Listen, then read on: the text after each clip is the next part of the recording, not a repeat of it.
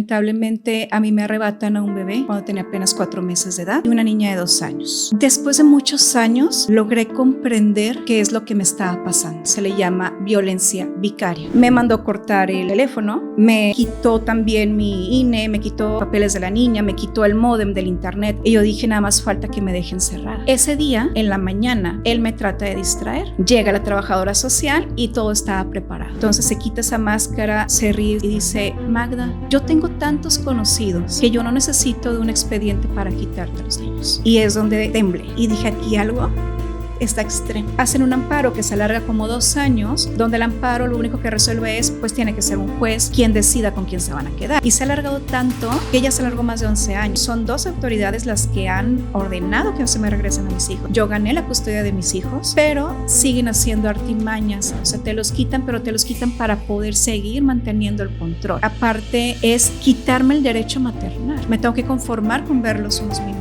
Yo nunca he sabido qué es ver a tu hijo en un fútbol, llevar a tus hijos a la escuela. Pero ¿sabes qué es lo más fuerte? Cuando en una convivencia tu mismo hijo te dice que ha necesitado tener a su mamá. Yo no deseo otra cosa, Magda, que los puedas tener otra vez. Me parte el corazón pensar lo que estás viviendo tú y tantas mujeres. Casa Doctor Fu presenta.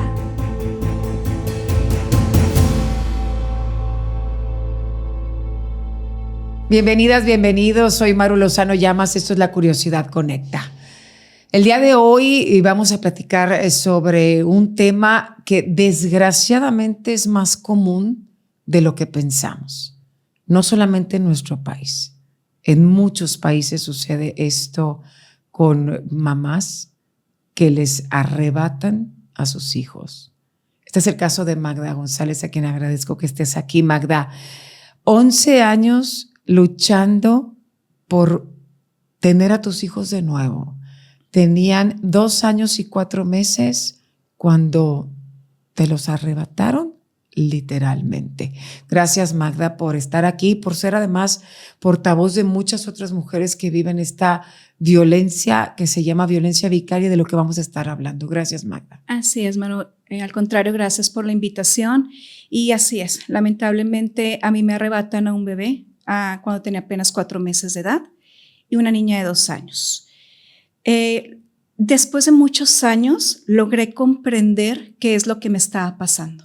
Y lo que me estaba pasando hoy en día se le llama violencia vicaria, que hay un modo de operar para poder arrebatarte a tus hijos sin tener nada en tu contra, o sea, ninguna prueba en tu contra, delito, nada, para que te los puedan arrebatar. Pero sin embargo, con este modo de operar, logran arrebatártelos y logran hacer tiempo y alargar procesos. Vámonos un poquito por partes. Casada, tus 2 niños, un matrimonio relativamente normal, ¿o ya había problemas desde el principio? Ya había problemas desde el principio. Durante mi matrimonio, inclusive durante el noviazgo, yo viví violencia psicológica, viví violencia económica ya en el matrimonio y pues bueno, lamentablemente nos hemos dado cuenta, digo también porque ya todo esto me llevó a conocer a más mamás que han pasado por la misma situación, de que la violencia vicaria viene después de haber sufrido otros tipos de violencia. Desde el noviazgo. Desde y que a veces el noviazgo no nos señales. damos cuenta o tenemos una venda en los ojos las mujeres. A veces justificamos acciones y actitudes de los novios y no solamente no lo vemos, sino que luego nos casamos con ello. Exactamente. Y lo ves cuando ya sales de ahí, claro. Cuando ya sales de esta relación violenta, ya te das cuenta de que todo fue aumentando gradualmente. O sea, es que decimos, no me pega, no es violento, no me maltrata físicamente, no es violento, y la violencia va mucho más allá. Platícanos un poco sobre esta violencia psicológica, no solamente que hayas vivido tú, si lo quieres compartir, sino que a lo mejor muchas nos demos cuenta a qué nos referimos con esta violencia psicológica y económica. Claro, mira, todo va en aumento en la violencia. Empieza con bromas hirientes, pero bromitas sutiles ante tus amigos, ante la familia. así como respecto a tu cuestión física, etcétera. Entonces van estas bromitas y luego empieza a querer controlarte, hasta con tu manera de vestir. Empiezan los celos cada vez se van poniendo más extremos, te van apartando de tus familiares y de tus amigos, pero tú entras ya en un estado donde no sabes realmente qué es, o sea, real y qué no, o qué es verdad y qué no. O sea, por ejemplo, lamentablemente muchas veces también venimos de familias que son muy tradicionales, por así decirlo. Entonces, tú vas como no sabiendo qué es pues bueno o qué es malo, ¿no? O sea, por ejemplo, a mí en mi caso, mi abuelita sí era mucho de que no, es que si tú ya tienes pareja, tú no puedes tener amigos porque tú ya tienes pareja. Entonces, yo justificaba estos celos en el noviazgo donde no podía ya tener amigos. Y te vas acostumbrando lamentablemente a estar así, o sea, ya lo vas haciendo como una forma de vida. Lo normalizas. Lo normalizas. A mí me fue apartando de mis amigas también. De todas mis amigas siempre sacaba algo malo, aunque no lo hubiera. Inclusive yo me llegué a ver en momentos donde me dolía el estómago porque yo quería salir con una amiga porque ya la extrañaba y me dolía el estómago porque decía, bueno, ¿cómo le voy a decir? Y era un lío físico también, pero tú estás ahí. O sea, tú justificas todo, no te das cuenta. La gente tal vez te lo diga, pero tú lo minimizas y dices, no, es que mira, también me trata bien. Íbamos a eventos y tías de él de que no, es que te traen charola de plata. Sí, o sea, tiene sus ciclos donde hay momentos románticos, pero hay momentos también de control y hay momentos perdón muy que violentos. te interrumpa, estás hablando de un narcisista. Exactamente. Exactamente. Y estabas envuelta en este embrollo donde además es el candil de la calle y oscuridad de la casa, ¿no? Donde aparentemente todo está bien. Y te interrumpí porque me cayeron muchos ahorita 20 de otro programa que hemos hecho sobre el narcisismo, donde no solamente normalizas y justificas, sino que hasta a veces hasta culpable te sientes porque él te hace sentir culpable de muchas cosas. Es que se da mucho la manipulación. Sí. Entonces estás en una manipulación tan extrema que justamente, o sea, te hace sentir culpable porque no, sí es cierto. Es que sí es cierto, yo no debo de salir con amigos, no me deben de hablar mis amigos si tengo ya una relación. O si es cierto, es que yo fui la mala, por ejemplo, en una ocasión, él se enoja con sus papás, se enoja con su familia y se va al parque enojado y empezó a llover. Y me habla para que yo vaya y le abra mi casa porque éramos vecinos, pero yo por X o Y no me di cuenta como a tiempo del mensaje o X o Y y se pone a reclamarme que por mi culpa él se mojó, que mira que tiene problemas con su familia y yo no estoy ahí. Y tú llegas a un extremo que dices, ay, sí es cierto, pobrecito, se estaba mojando en el parque. Hasta que una psicóloga después me hace ver, no es tu responsabilidad que él se haya peleado con su familia, que se haya decidido salir al parque. O sea, tú no tienes por qué ser como una mamá, porque te vuelves eso.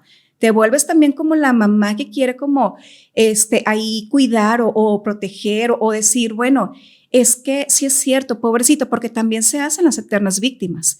Es que a mí, mi familia no me quiere y mira a mí esto. Entonces, al momento de hacerse la eterna víctima, tú dices, sí. Y es que precisamente es eso, o sea, el narcisista, pues agarra como, es un ser de oscuridad que agarra como a estos seres de luz y muy empáticos. Entonces tu empatía te hace decir, no, sí es cierto, pobrecito, ay, sí es cierto, o sea, voy a ayudarlo. Entonces, pues te ves envuelta en este ciclo de violencia donde no todo obviamente es malo, también hay momentos románticos, también hay momentos buenos, pero vuelve a estar hacia abajo. Entonces, lamentablemente, pues yo me di cuenta, había banderitas rojas desde mi noviazgo. Me casé con esta persona, tuve 2 hijos y pues lamentablemente todo terminó en violencia vicaria, que también es lo que hemos visto. ¿Cuánto duraste casada? 2 años y medio. 2 años y medio. Ahorita vamos a desarrollar un poquito más lo de la violencia vicaria. Quiero irme más un poco con lo que pasó. No te das cuenta, te casas, te embarazas, nace tu niña y luego tu bebé. Pero solo tenía 4 meses. ¿Cómo fue que te lo quitaron? ¿Te los quitaron a los 2? Yo ya me había separado de él en 2 ocasiones tras episodios de violencia. Hubo una ocasión en la que él se encerró con mi niña. Y fue la primera vez que me separé de él, que salí del domicilio conyugal. Se encierra con mi niña cuando tenía apenas 8 meses de edad y se encierra gritando muchas cosas, entre ellas que iba a matar a mi hermano, porque mi hermano le había vendido un auto que era un auto clásico.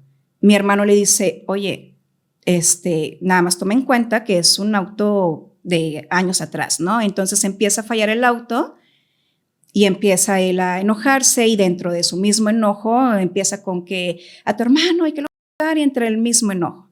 Entonces se encierra en un cuarto del domicilio conyugal con mi hija y mi hija llorando porque pues obviamente le transmite todo el episodio de violencia. Entonces yo abro una ventana que había ahí en el pasillo afuera de la recámara y le digo, si no me das a mi hija, voy a gritar para que los vecinos escuchen y que le abren a la policía. Abrió, me entregó a la niña y me aventó unas maletas y me dice, pues lárgate con tu familia a Mérida, porque mi familia vive en Mérida, Yucatán. Uh-huh. Entonces, tras ese episodio de violencia, yo le hablo a mi mamá y estoy hablando con ella y me doy cuenta que al día siguiente me había empezado a limitar toda la comunicación. Me mandó cortar el teléfono, o sea, el celular. Me quitó también mi INE, me quitó cosas de la niña, papeles de la niña, me quitó el módem del internet. Y yo dije, nada más falta que me deje encerrada. Mi abuelita, que en paz descanse, vivía como a 1,5 cuadras del domicilio conyugal.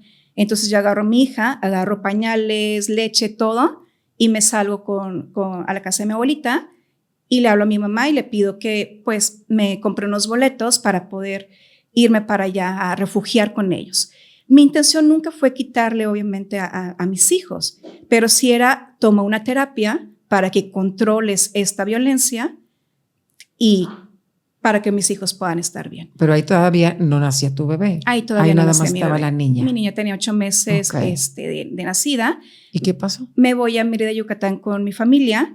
Y bueno, después de algún tiempo, él regresa pues haciendo como si se estuviera yendo a estas terapias, como todo narcisista regresa pues tratando de envolver las cosas. Y llega también la familia paterna de visita a Mérida y nos invitan a un evento que era acá en Monterrey. Para cuando llega la familia paterna, yo estaba embarazada del bebé, porque yo le di una segunda oportunidad, que es algo que pasa mucho también en las víctimas de violencia, que por lo general, pues sí te das cuenta de las cosas, pero como que hay algo que dices, bueno, es que mis hijos después van a crecer sin papá, o es que va a cambiar, o mira, ya está tomando terapias, las cosas están cambiando.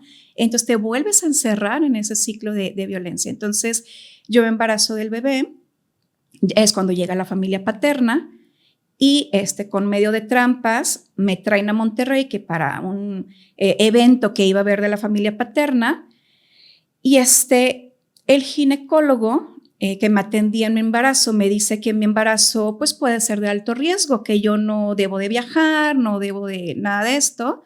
Mi papá es médico, pero es médico general. Le hablo a mi papá y me dice, Magda, yo no creo que tú tengas un embarazo de alto riesgo. Me dice, yo creo que te quieren mantener allá en Monterrey. Y le digo, papá, pero bueno, es que él es ginecólogo, checó ecografías y pues bueno, por X o Y, con tanta manipulación, termino quedándome aquí en Monterrey.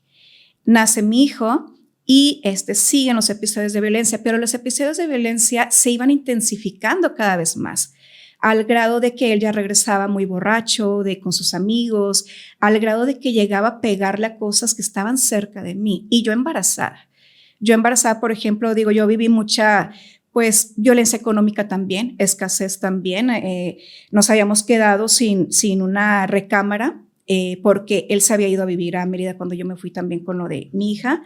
Nos habíamos quedado sin una recámara, entonces estaba como un colchón, dormíamos en un colchón en el piso y yo estaba embarazada, acostada en el colchón y por una nueva amistad que tuve en Facebook, llega y me dice, oye, ¿por qué agregaste a esta persona a Facebook? Y borracho, porque estaba con sus amigos tomando, golpea y patea el colchón donde yo estoy. También en otro episodio, yo embarazada, quería ver que estaba viendo en un celular y haz de cuenta que se pone como atrás y me dobla así el talle sin importarle que a mí me estaba lastimando pues la pancita de embarazo.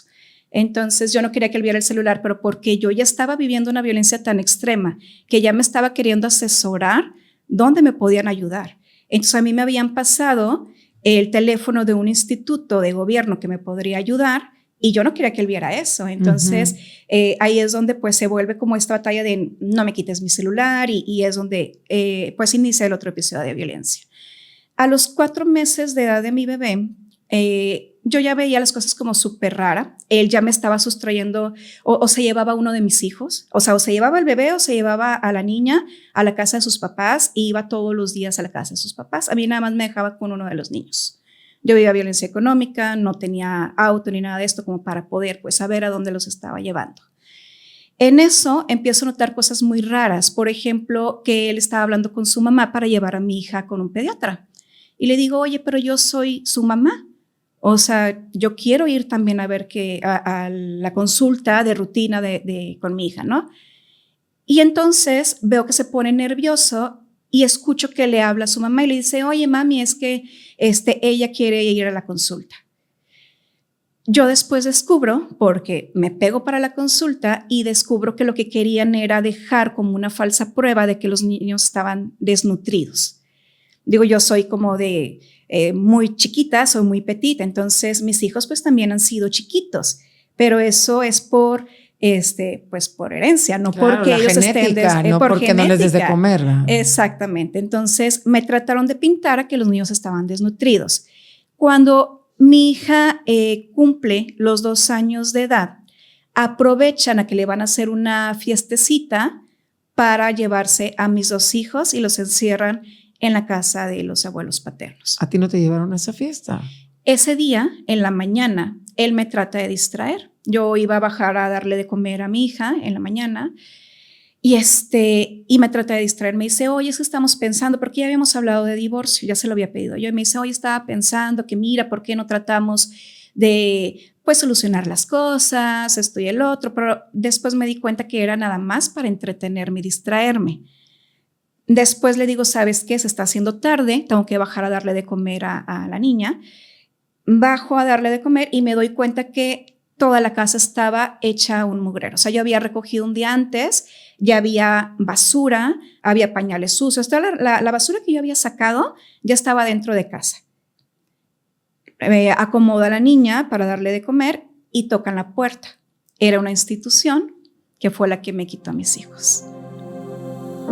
Todos tenemos en nuestra familia a alguien a quien queremos o admiramos por lo mucho que nos han dado. Papá, mamá, una abuela, el abuelo, un primo, un tío, bueno, hasta un compadre o una comadre. Y muchas de las veces pensamos que no nos alcanzaría la vida misma para devolverles un poco de lo mucho que nos han dado. Hoy yo te ayudo a que esto cambie. Mi equipo de producción y yo ponemos a tu disposición las cámaras y micrófonos de este estudio para poder hacer esta entrevista donde la persona que tú tanto quieres plasme su vida tal y como lo hacemos en mi programa. Regálate la oportunidad de archivar en video la historia de esa persona tan importante para ti y los tuyos. Manda un WhatsApp a este número que aparece en pantalla para ponernos en contacto contigo y brindarte más información. Te garantizo que más que una entrevista es un legado para el alma.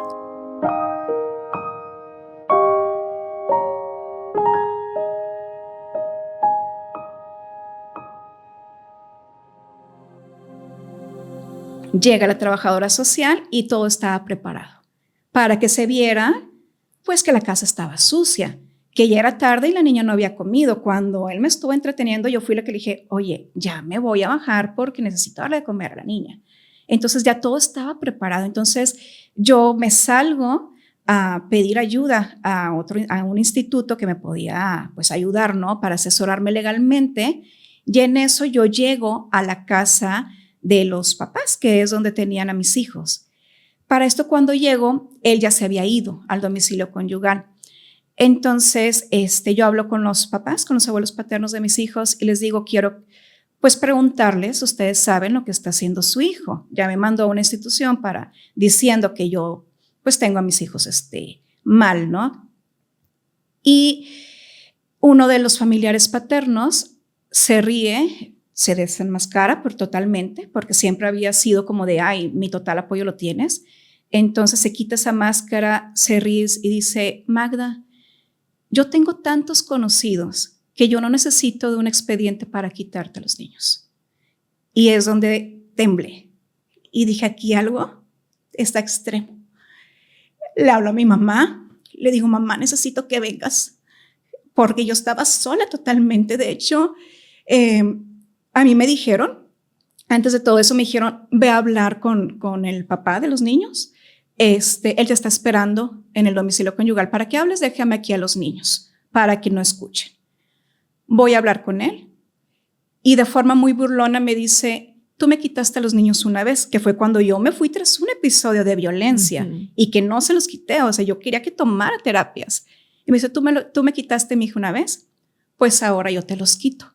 Y mis hijos ya están donde van a estar, donde deben de estar, que es en la casa de mis papás. Y de ahí ya no los vas a sacar ni con policía ni con nada. Entonces yo le hablo a una amiga, me voy corriendo, mi celular ya no traía pila, había estado todo el día tratando de asesorarme legalmente. Llego a un Oxxo, les pido que por favor me ayuden a cargar el celular para hablarle a la policía, le hablo a la policía, llega mi amiga, llegamos al domicilio de los abuelos. Hay muchos hombres en la casa de esa familia paterna, como 5 o 6 hombres tapando la puerta para que yo no pudiera pasar por mis hijos. Y diciéndome, bueno, pues a ver cómo pasas, ¿no?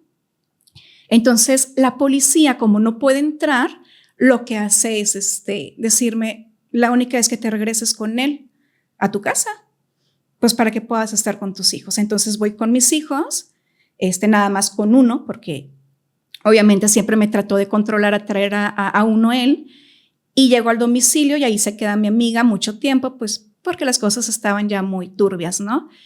Y pues bueno, sucede que tuve que abandonar el hogar tras episodios, pues obviamente de violencia de él.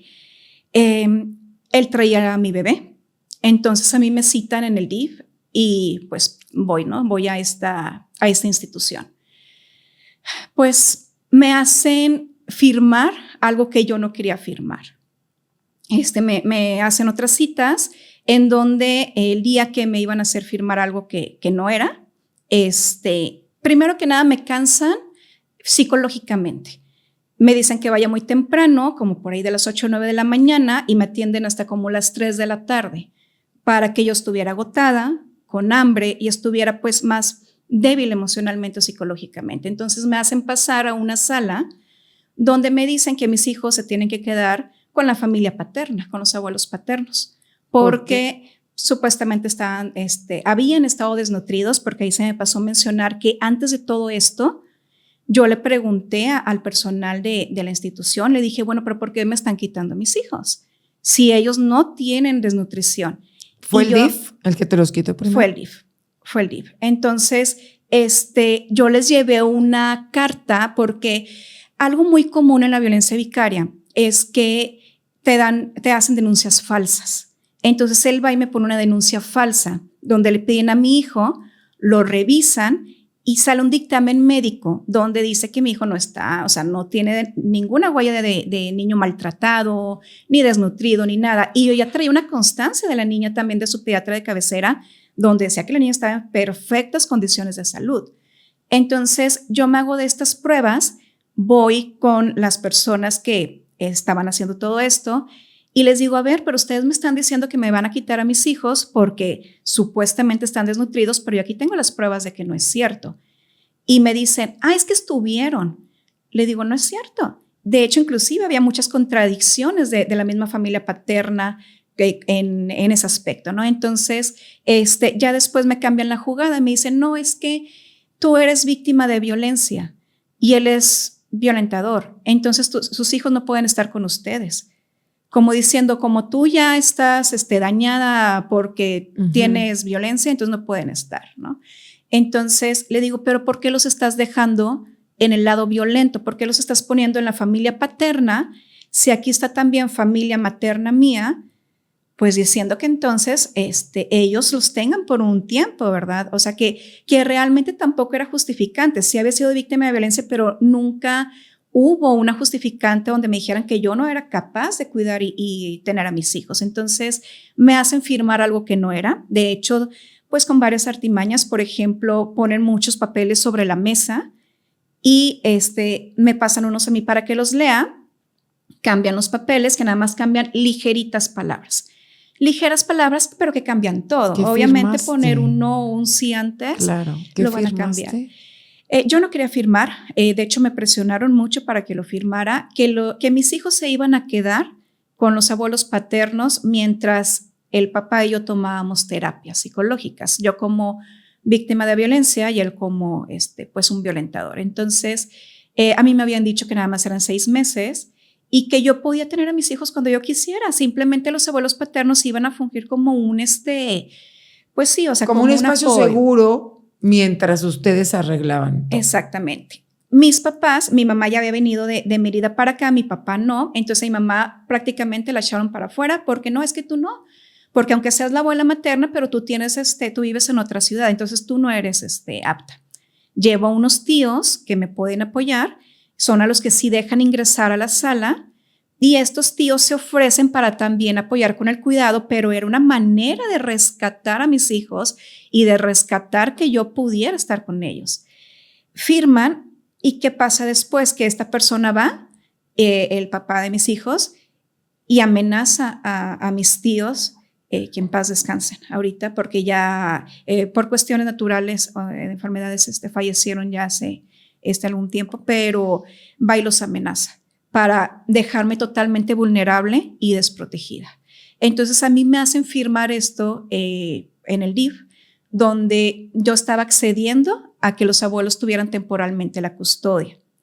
Temporalmente, o sea, no la custodia, sino el tener a mis hijos, porque la custodia legal nunca se les dio. Pero yo batallo para recuperarlos. Todos los días yo salía a luchar por ellos y he salido, sigo en la lucha para recuperarlos. Llegué a ir a la estancia del DIF estatal, dije lo que estaba pasando en el otro DIF, les dieron la orden de que me los regresaran, pero dijeron, bueno, te los vamos a regresar dentro de una de las convivencias que tú tienes en el DIF, porque para esto yo tuve que solicitar convivencias en el DIF. O sea, a pesar de que me habían dicho que yo los podía ver cuando yo quisiera, tuve que solicitar convivencias ahí y batallaba totalmente. O sea, si me lo llevaban 10, 20 minutos, ya era una ganancia, porque cuando querían me los llevaban, cuando no querían no me los llevaban y era un batallar. Yo tengo mi expediente lleno de hojas donde digo, otra vez no me trajeron a mis hijos.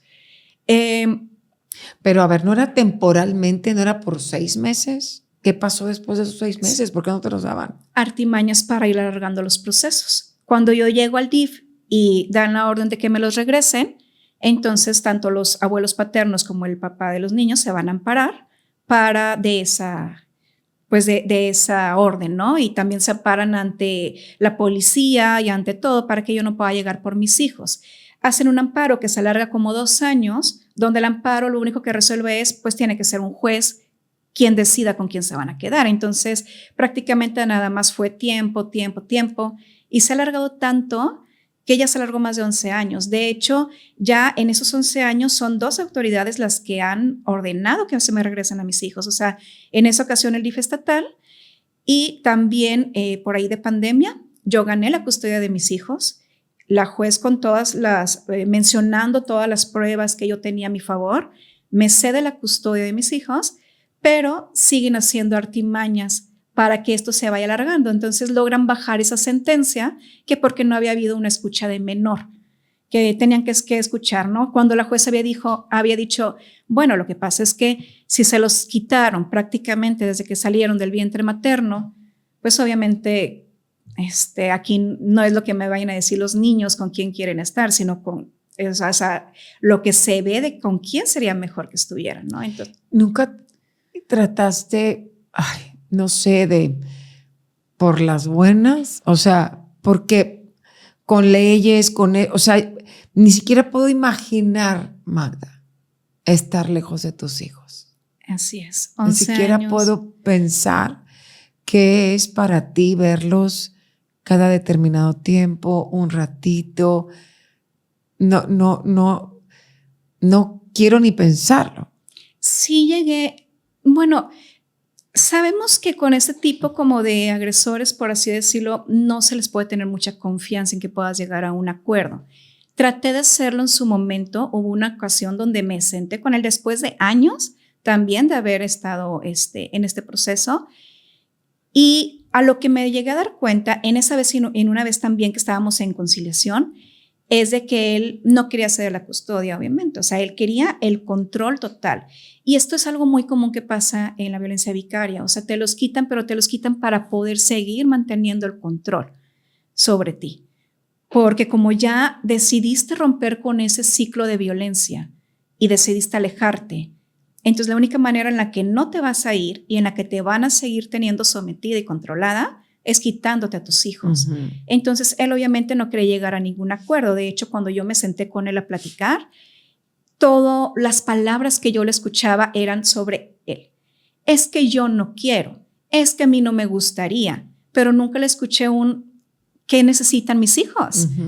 Y sabiendo que mis hijos se ven contentos, en las pocas veces que he podido convivir con ellos, se ven contentos. ¿Se quedan con sus abuelos? Tiempos con los abuelos, o sea, es como, los traen como, por así decirlo, una pelotita, ¿no? Donde tiempos están con los abuelos, tiempos están con el papá. Inclusive cuando recién me los quitaron, me los quitan a mí en enero 30 del 2013 y para Semana Santa alguien me manda unas fotos donde el papá se había ido de viaje, de vacaciones con sus amigos a la playa. Entonces digo, a ver, me los quitas para dejárselos a tus papás y tú andar como si nada, ¿no? O sea, tenerlos como hermanos, por así decirlo. Entonces, pues ha sido como una situación muy difícil porque aparte de todo esto que me los quitan, es quitarme el derecho a maternar, como bien me decías ahorita. O sea, yo me tengo que conformar con verlos unos minutos. Yo nunca he sabido qué es ver a tu hijo en un fútbol, llevar a tus hijos a la escuela. Pero ¿sabes qué es lo más fuerte? Cuando en una convivencia tu mismo hijo te dice que ha necesitado eso, que ha necesitado tener a su mamá viéndolo jugar fútbol. O sea, ¿por qué todos sus amigos sí tienen mamá y yo no? Y ahí es donde está lo más fuerte. Una vez que yo le dije, voy a ir a verte, ¿no? Yo lo iba a hacer por medio de juzgados. Le digo, ¿te gustaría que fuera? Me dice, sí, se emociona mucho y bien emocionado me invita en la convivencia y todo, pero ahí el papá dice, no, yo voy a ir también. Y le digo, oye, pero es mi tiempo de convivencia, tiempo que es ordenado por un juez. Yo estoy en mi tiempo de convivir con ellos, o sea, una vez a la semana. Le digo, tú has ido todos los años por un día que yo vaya. Y se ríe, enfrente del psicólogo se ríe y ahí en el centro de convivencia me dice, ¿tú quieres que yo me pierda un juego de mis hijos? No, yo voy a ir. Y si vas a ir, me dice, hay que guardar las apariencias. Esa era su palabra. La única vez que he visto a mis hijos en colegio ha sido en graduaciones, unos minutitos. Me invitó a la graduación de primaria de mi hija, pero lo que le dijo a mi hija fue, va a ir tu mamá, pero tiene que guardar las apariencias. Guardar las apariencias para él es, tú actúa como si no pasara nada. Tú eres una mamá libre, como si nada pasara. Llego, me presenta él a la gente, porque obviamente pues, se pega ahí con mi hija, me presenta a la gente como si nada estuviera pasando. Y obviamente tú no vas tranquilo. A ti te crearon un estado de las madres no vas. No, tampoco. Tampoco porque hay un modo de operar también ahí donde dicen, bueno, pero si tú no tienes una orden de restricción, o sea, ¿por qué no ir, no? Pero también te crean como este estado de alerta en donde estás tan metida en la violencia. O sea, por ejemplo, cuando yo me fui a parar sin ninguna invitación de él a la graduación de mi hijo, me saturó de mensajes, se veía que estaba así agresivo, que hasta los mismos papás tuvieron que como que, a ver, tú aléjate tantito y nosotros somos los que vamos a actuar ahorita, ¿no? Para que la sociedad no vea y el colegio no vea que pues las cosas están aquí mal y se ponen a actuar con el niño, ¿no? Entonces, sí hay como estos episodios de control y de violencia en el que yo siempre he estado como en también alerta en la que digo, bueno, ¿Qué me va a inventar? Si me inventa cosas dentro de un centro de convivencia que hay terceros, ¿qué me va a inventar? O también te crea como este estado de cómo me va a violentar si yo voy y me presento a estar con mis hijos. Entonces, en la graduación de mi hijo fue reciente, fue en agosto. Ahí yo me enteré, supe cuándo iba a ser. Me fui a parar ahí. Y como yo sabía, mi hijo me había expresado mucho que pues él había necesitado a su mamá. Mis palabras cuando lo vieron, yo lo abordé y le dije, mi amor, aquí estoy, aquí está tu mamá. Y yo sé que se le quedó muy grabado porque luego en convivencias que sí se dieron después, me dice, ay, me empieza a remedar, ¿no? Me dice, ay, hasta aquí estoy, aquí está mamá. Y le digo, mira, qué bueno que se te quedaron grabadas esas palabras. Porque de cierta manera yo es como un decirle, aquí he estado siempre. O sea, tal vez no me han visto, tal vez no se ha podido por las cuestiones legales, pero siempre mamá ha estado. Diariamente nuestros pies caminan de 8 a 10 mil pasos y nos llevan por el mundo. Pero con un solo malestar nos cambia la vida. Casa Doctor Food es tu aliado en el cuidado de tus pies. Somos líderes en el ramo con más de 60 años de experiencia y te ayudamos a mejorar tu calidad de vida. Que el dolor en los pies no se convierta en un dolor de cabeza. Atendemos pacientes con toda clase de necesidades y contamos con la más alta tecnología para atender podología preventiva, lesiones, uñas encarnadas, hongos en las uñas y pie diabético, entre otros servicios. Pon tus pies en manos de los expertos. Casa Doctor Food. Siempre mamá ha estado queriendo que las convivencias sean a través de un tercero, porque ahí los revisan cómo están, como mamá, perdón, te preocupas y dices, bueno, ¿cómo los están tratando? ¿Tienes 11 años de estarlos viendo en un centro de convivencia? Las convivencias han variado mucho. Por ejemplo, durante el COVID era por videoconvivencias. Hubo convivencias de 1 hora solamente a la semana. Hubo convivencias de entrega-recepción. O sea, ¿tú te los has podido llevar a tu casa? Exactamente, pero solamente por unas horas. Y aquí pasa algo que es muy común en estos temas de violencia vicaria. Manipulan a tus hijos para que ellos mismos sean los que decidan no ir, aunque sí quieran ir. Es como un mecanismo de defensa, de autoprotección de ellos y de autoprotección también de la mamá, porque se dan cuenta del lado violento en el que están. Entonces, como una autoprotección, dicen, no, es que yo no quiero ver a mi mamá, yo no quiero salir con ella, aunque realmente sí lo quieran.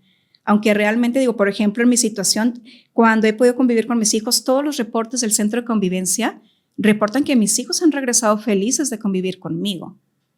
Pero eso es algo que obviamente no le gusta al papá de mis hijos y que ha tratado de tronarme las convivencias, o sea, de que ya no tenga yo derecho ni siquiera a poder convivir con ellos. Es que no puedo concebir que además tú has tenido que pagar abogados. Eso es otro tema. Has tenido que invertir o cambiar de trabajos porque te piden que vayas a una cita 1 hora o a una audiencia a otra, y en qué trabajo te van a estar dando chance de irte cada rato. Ese es otro tema. Por ejemplo, cuando a mí me quitan a mis hijos por medio de la institución, me dicen, tus requisitos para que recuperes a tus hijos son una constancia de que ya fuiste a las terapias, una casa, aunque sea rentada, porque tenemos que saber dónde van a estar tus hijos, o sea, que tienen casa para estar, y un trabajo. Yo me moví, conseguí la renta de una casa, conseguí un trabajo de medio tiempo en el TEC de Monterrey, ahí en Sorteos TEC, conseguí lo de también las terapias, que esa carta, por cierto, de la terapia se hizo perdediza mucho tiempo. Durante mucho tiempo tenía que andar yendo y viniendo a todos lados porque se perdió, porque la regresaban a cada rato al psicólogo para hacer tiempos y que yo no estuviera todo completo. Cuando logro tener todo completo, voy y me presento con las personas que me quitaron a mis hijos y les digo, aquí está todo, regrésame a mis hijos. Y me dicen, déjame tomo nota y pues que se siga el proceso. Cuando yo me salgo de la oficina, literalmente escucho que se están burlando de mí. Entonces, pues bueno, el mantenerme en un trabajo, aunque fuera de medio tiempo, tenía que ser de medio tiempo porque en las mañanas tenía que andar con abogados y con instituciones y en audiencias y todas estas cosas, pero fue complicado también. Y pues te entretienen, por así decirlo. O sea, ya no puedes estar también luchando por recuperarlos porque estás en un trabajo. Pero si no estás en un trabajo, entonces tampoco puedes, o sea, se vuelve todo como un ciclo, ¿no? Porque si no tienes tampoco los medios, entonces hay otra manera también de que te quitan a tus hijos. Claro, menos no te los van a dar. Exactamente. Entonces, eso es otro factor de la violencia vicaria, que te truenan económicamente, porque te someten a una vida judicializada, donde te hacen denuncias falsas, donde ya te demandan por ejemplo, en mi caso ahorita tengo varios juicios abiertos, o sea, que si a mí me piden, por ejemplo, pensión alimenticia, que si el aumento de pensión, que si la custodia, O sea, que si las convivencias. Tú pagas pensión alimenticia, los ves un ratito y además tienes que pagar abogado, además Te truena económicamente. Te truena. La violencia vicaria, así se empezó a decir, es un término que se acuñó en España, ¿verdad? Así es, por Sonia Bácaro, que es una psicóloga clínica forense. Ella acuñó la palabra violencia vicaria en el 2012, que también estamos hablando de que tuvo un nombre en el 2012, pero esta violencia viene de muchos años atrás. Yo lo he visto en series de vidas de artistas, hasta María Félix y todo esto. Han contado cómo les quitaron a sus hijos y que es una manera para tenerte a ti controlada, sometida y para lastimarte, que eso es lo más importante al momento de saber qué es la violencia vicaria. Y que además, pues aparentemente a la contraparte no le importa la estabilidad emocional de los hijos. No. Porque el daño a quien realmente les están haciendo daños a los hijos. Exactamente. ¿Cómo te diste cuenta, primero, que se llamaba violencia vicaria y cuántas mujeres, al menos aquí en Monterrey, que es donde estamos, hay así? Bueno, pues todo esto a mí me llevó a ser representante en una AC a nivel nacional del Frente Nacional contra la Violencia Vicaria. Si bien recuerdo, hay ahorita alrededor de unas 4,500 mamás registradas en el colectivo a nivel nacional. Aquí en Monterrey, en el chat que yo lidereo de aquí de Monterrey, somos alrededor de unas 50 mamás las que estamos en estas situaciones. Es un porcentaje muy pequeño los que sí tienen a sus hijos, ya sea las que los han recuperado o las que no les han logrado quitar la custodia. Aquí en ese tema de la violencia vicaria es que, cuando sí tienen a sus hijos, también las violentan por medio de ellos. Les empiezan a hacer muchos comentarios en contra de la mamá, que inclusive ha habido casos donde hay adolescentes que han llegado a golpear a la mamá por los comentarios negativos que les hace el papá y la familia paterna de ellos. Entonces les crean como esta molestia en contra de mamá. Hay un caso en Jalisco donde el adolescente llegó a la mamá. Le encajó un cuchillo, 5 pulgadas tenía la señora.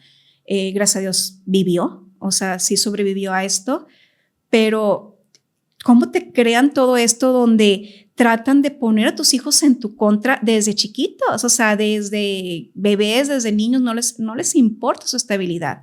Lo que ellos quieren es que te vean como la mala mamá, como la mamá que los abandonó, aunque ellos te los hayan quitado, como la mamá que les hacen comentarios de no, es que tu mamá no te quiere porque mira, o tu mamá me quiere hacer daño. O sea, tú te estás defendiendo de lo que te están haciendo y ellos lo voltean a, es que tu mamá me quiere hacer daño, mira, ya me denunció, me quiere meter a la cárcel. Y lo que hemos visto en niños recuperados es que les llegan a decir, oye, tu mamá me quiere meter a la cárcel. Entonces tú tienes que ir a decir que tu mamá te hace daño, que es violento, o sea, como a mentir, ¿no? Pero es para que tu papá se salve y no vaya a la cárcel. Entonces los niños van y mienten ante los juzgados, ante fiscalía, porque pues quieren salvar a papá o por el miedo que comentaba hace un momento también. Digo, porque al final de cuentas, por ejemplo, en mi caso, pues aunque yo me los lleve a pasear, saben que van a tener que regresar con papá y que ahí es donde va a haber situaciones. ¿Qué situación graves, tan compleja para los hijos?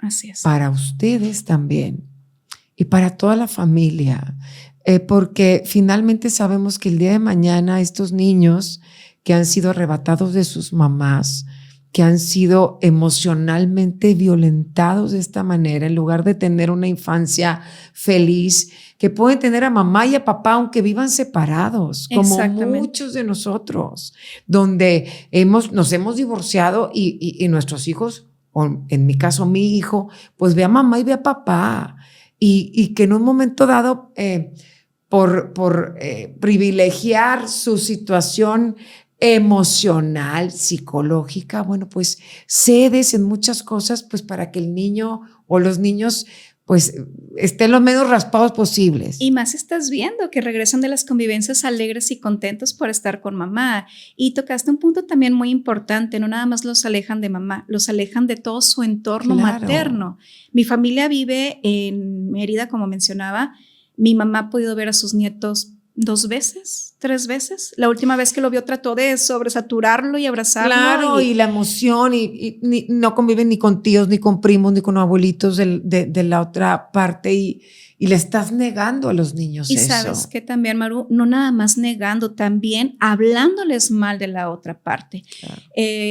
Se da mucho también, por ejemplo, en mi caso también se dio con mi actual pareja, donde también les hablan mal de esta pareja, porque ellos no pueden sostener eso de que alguien más esté conviviendo con sus hijos también, o sea, de que tenga yo una pareja y que esté conviviendo con mis hijos. Entonces, es también hablarles mal de ellos, también tratar de ponerlos en contra, aunque ellos no sea lo que realmente reflejen o quieran realmente. Entonces, se da mucho esto. Y en el término violencia vicaria, violencia vicaria es así como por interpósita persona. Si es como dañarte a ti utilizando a alguien más. Y eso también puede ser a través de papás, a través de cualquier persona que se haya llegado a ti. Se da en mayor porcentaje con los hijos, pero puede ser a través de cualquier persona que a ti te vaya a afectar si les hacen daño a ellos. Y algo muy común que también es muy cruel es que, y se ve mucho, lo he visto mucho también en compañeras del colectivo, donde no nada más les quitaron a sus hijos, que eso ya es gravísimo y súper cruel. También tratan de dañarlos a través de los papás, inventándoles denuncias falsas en contra de los papás, que han llegado hasta irlos a detener y arrestar. Han estado arrestados por un fin de semana, en lo que llega audiencia, y la audiencia ya los libera porque no hay ninguna prueba en su contra. Pero ese estrés, ese sentimiento de que también fueron en contra de tu papá o que también fueron en contra de tu mamá, porque tengo el caso de una compañera que también está denunciada a la mamá de una supuesta violencia, cuando la señora, ya son señores de la tercera edad, o sea, no hay ninguna prueba, pero tratan de dañarte también por medio de ellos. Y eso, pues es una violencia muy, muy cruel. Muy cruel, que lo hemos visto también en casos de papás que les han negado, les han inventado cosas y les han quitado a sus hijos. No estoy hablando que todos los hombres son iguales o todos los hombres son malos y todas las mujeres son buenas, ni al revés. Claro. Es muy importante que las mujeres que nos están viendo, que estén viviendo esto, se pongan en contacto con el Frente Nacional. Así es. A través tuyo o a través de, vamos a poner aquí las redes sociales. Te voy a dejar ir porque justamente te tienes que ir a la convivencia con tus hijos. Así es. Yo no deseo otra cosa, Magda, que los puedas tener otra vez. Muchas gracias. Me parte el corazón pensar lo que estás viviendo tú y tantas mujeres. Me parte porque soy mamá. Y quisiera de verdad que la próxima vez que nos veamos sea en otras circunstancias y que sea a lo mejor que sigues liderando aquí este grupo. Gracias. Pero con tus hijos. Y no deseo otra cosa más que todas las mamás y papás, hijos, abuelos, tíos, todos puedan tener una vida lo más feliz posible. Lo más sano, lo más en paz, lo más sano. Eso también es algo que se da mucho, que no puedes vivir en paz. O sea, todas vivimos en un estado de alerta porque decimos, bueno, llega una notificación a tu casa y dices, ¿ahora de qué me denunció? ¿Ahora qué me está inventando? ¿Cómo me defiendo? Exactamente. En mi caso, mis papás perdieron hasta una casa. Ahorita tengo yo abogados de oficio porque llegamos a perder hasta una casa. La violencia económica que he tenido, a mí me ha tronado económicamente todo esto también, porque como decíamos, no puedes estar trabajando normal, o sea, te llaman a audiencias, tienes que ir con abogados, tienes que andar defendiéndote de todo esto, defendiéndote de que no te llevaron a tus hijos a convivir para que los vieras siquiera unos minutos. Ojalá que también las autoridades se pongan las pilas, porque estos procesos son muy largos, son muy crueles, son muy injustos. Son muy desgastantes. Y muy desgastantes. Lamentablemente ha llegado a haber casos hasta de suicidios, de hijos y de mamás. Y de mamás, y filicidios, feminicidios. Eso ya es como lo más extremo. Y es tener mucha resiliencia. A mí lo que me ha mantenido de pie es la esperanza y la fe de que un día mis hijos van a saber la verdad de las cosas y van a ver que mamá siempre estuvo ahí. De alguna otra manera, pero siempre estuvo ahí. Y es lo que me ha mantenido de pie. Entonces, si alguna mamá está pasando por lo mismo, pues que no decaiga. Hay maneras de tener esta resiliencia. Nos levantamos unas a otras. Claro, por eso es importante que se pongan en contacto con ustedes, todas las mamás, no importa en dónde estén. Así es. No importa en dónde estén. Vamos a poner las redes sociales para que se pongan en contacto.